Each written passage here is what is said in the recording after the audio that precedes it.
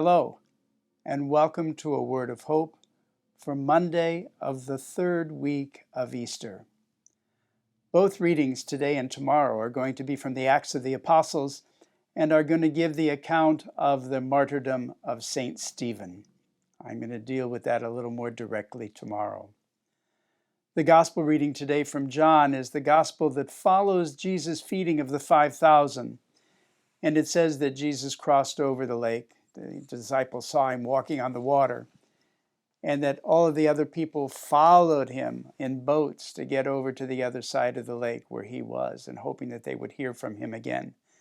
And he says to them, "You're here because you were fed, because you saw that miracle, and because you experienced your fill of the food that we passed out."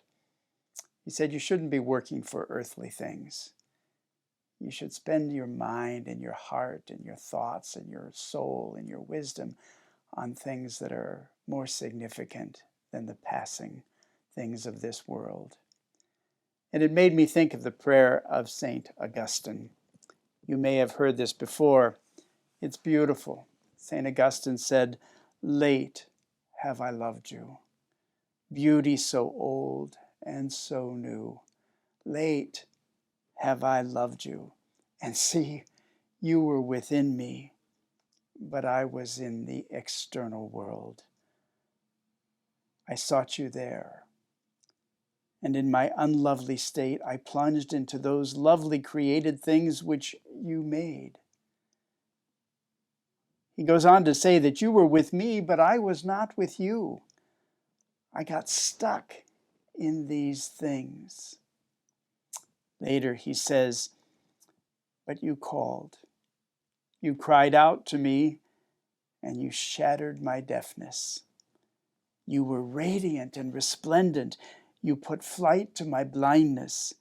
You were fragrant, and I drew in my breath, and now I long for you. I tasted you, and now hunger and thirst for you. You touched me, and I am set on fire to attain the peace which is yours." St. Augustine seems to understand what I think the Gospel of John is trying to teach us today, and what Jesus wants all followers to feel and to know. Don't go after the shallow. Don't go and seek after the superficial things.